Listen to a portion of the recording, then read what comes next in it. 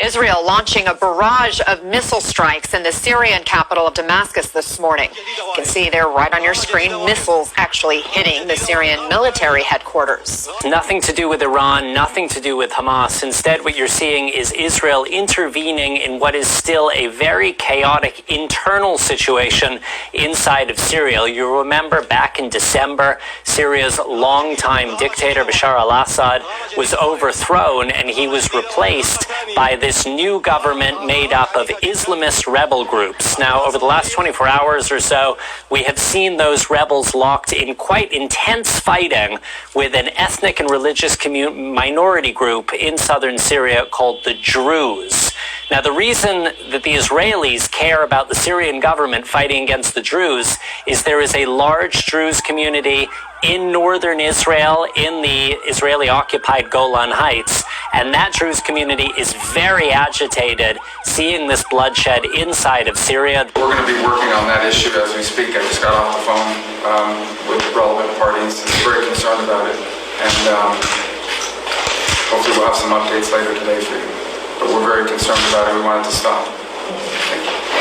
Thank you. I'm sorry. We want the fighting to stop because we had a ceasefire overnight. It broke down again. So we're talking to both sides, all the relevant sides on this, and hopefully can bring it to a conclusion. But we're very concerned about it.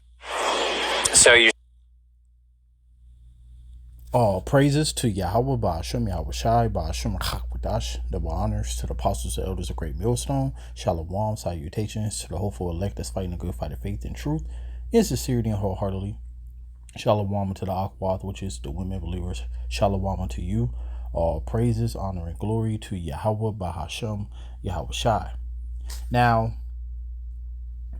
first of all, this is very, very, very important. This is not a small thing, because I'm going to back it up real quick.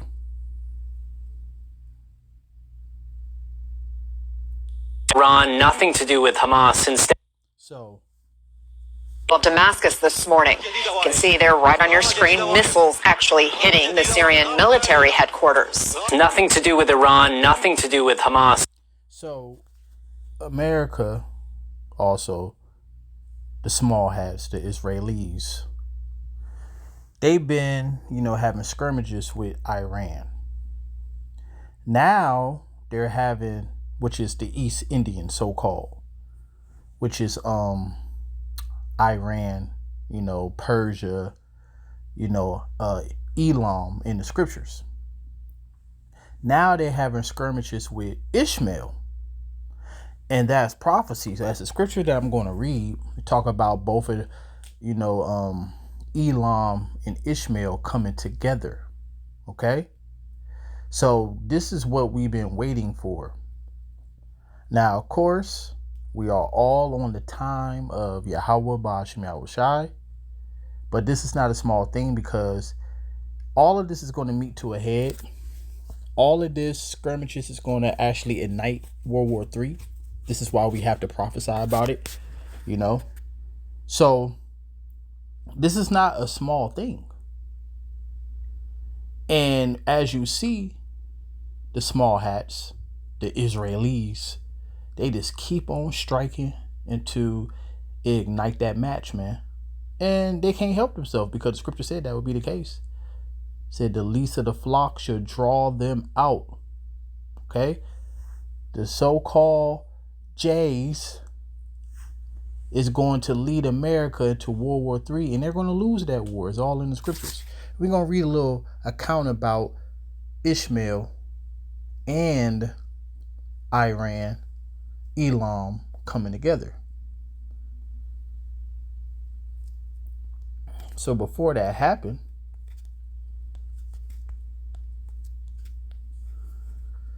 it said, but I will remove from you, far off from you, the northern army. That's North America. And I would drive him into a land barren and desolate.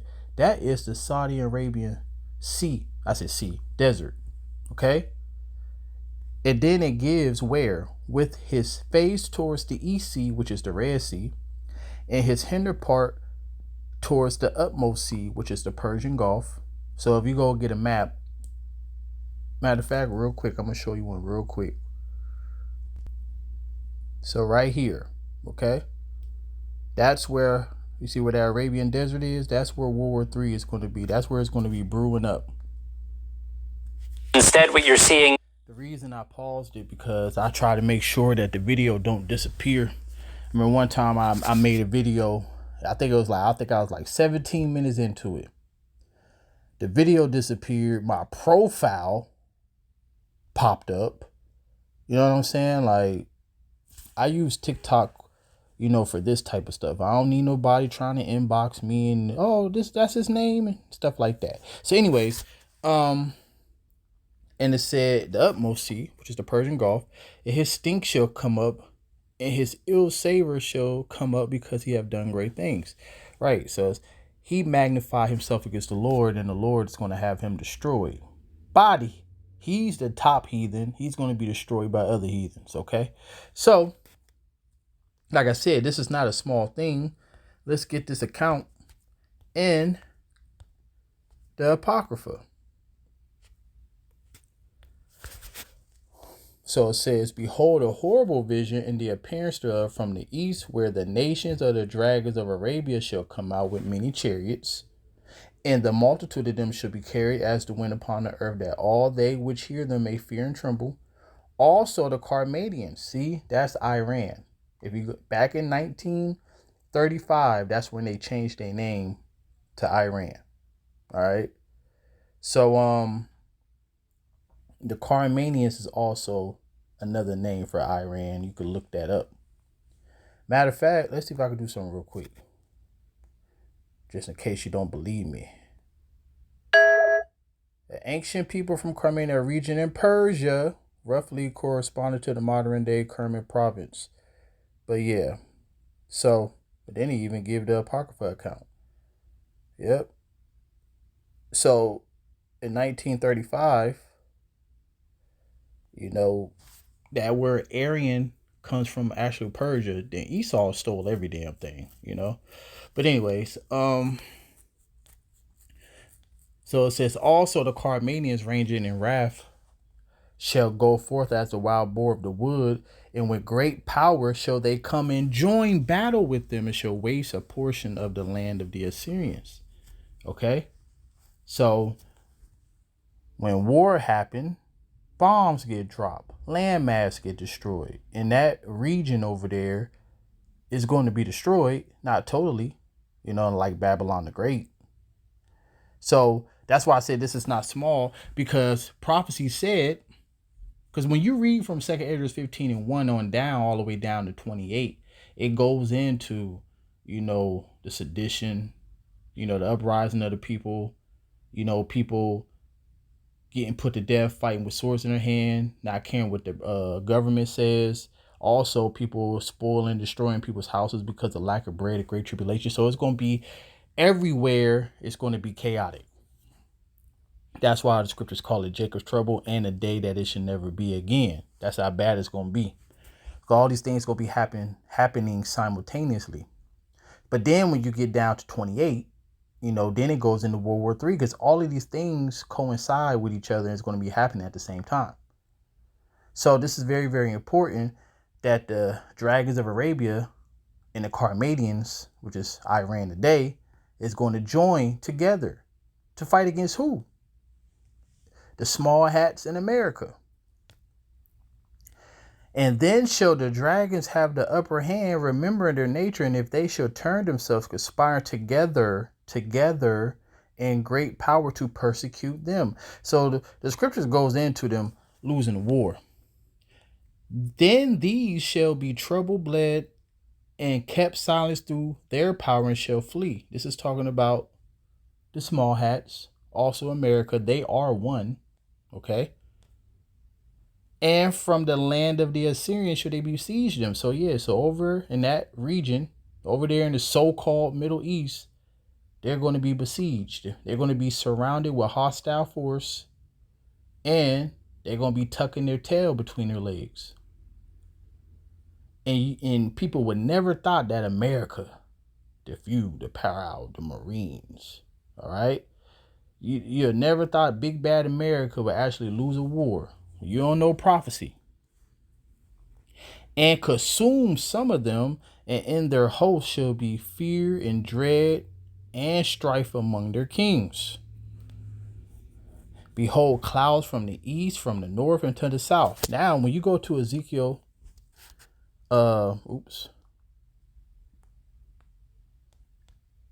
38,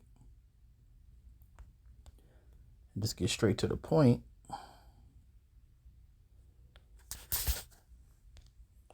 Persia, Ethiopia, and Libya with them, all of them with shield and helmet. Who was the with them? Gog from the land of Magog, Russia. Okay? Russia is going to be a guard unto these nations. And they're going to join with Russia. And they're going to come into World War III.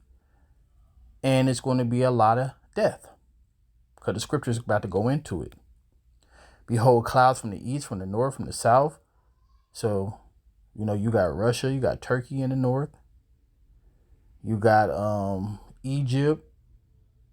You got Libya. And you have Ethiopia. That's southwest. And then it said, they are very horrible to look upon, full of wrath and storm.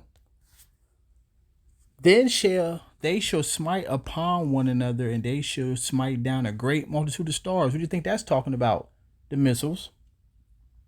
Upon the earth, even their own star, and blood shall be from the sword unto the belly. Because it ain't just going to be, the nations dropping bombs. Israel and America going to be dropping bombs too. It's World War III.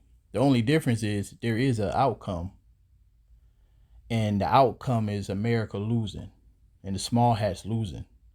And the nations, they're going to be, because when you go to 2 Ezra 13, it talks about how the Lord is going to destroy the remnant that's alive at that time. Okay, because they're going to fight against the Lord. Because that's when the Lord is going to come. And dung of man in a camel's hole, and there shall be great filthiness and trembling upon the earth, and they that see the wrath shall be afraid, and trembling shall come upon them. Remember the scripture says that men's heart fell in them for fear.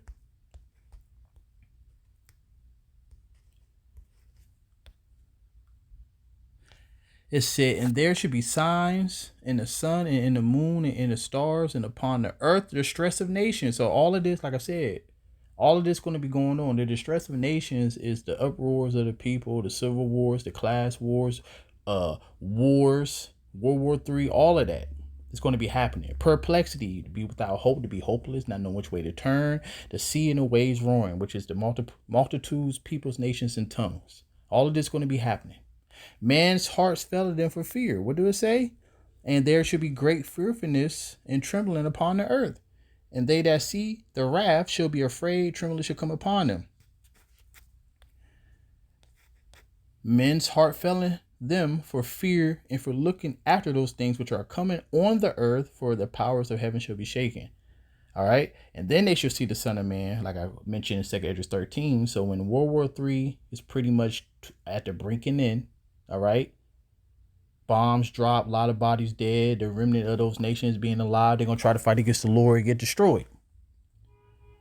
They shall see the Son of Man coming in a cloud with power and great glory. And when these things begin to come to pass, look up and lift up your heads, for your redemption draweth nigh. That's symbolic. Okay. Now, when these things come to pass, which they're about to, and they're in the beginning stages, this is why we should rejoice. Now, of course, when I meant by this is symbolic, because it said when these things begin to come to pass, look up, because number one, that represents our salvation. Number two, we're going to be taken off the earth. We're going to be taken off the earth. And they heard a great voice from heaven saying unto them, come up hither. And they ascended up into heaven in a cloud, and their enemies beheld them. So right now, the symbology of looking up is recognizing that our salvation is near and what we believe. So this is not small. This is not small at all. And hopefully can bring it to a conclusion, but we're very concerned about it. So you're seeing the U.S. there calling for a ceasefire and hoping that this doesn't escalate any further. And it will. And it will. All right. So, all praises to Yahweh Ba'Shem Yahushua for allowing his word to come to pass, and also for us to see it, because ceasefire can happen. Don't get discouraged. We know prophecy. We know the end game. So seek ye out the Lord while he may be found. Shalom.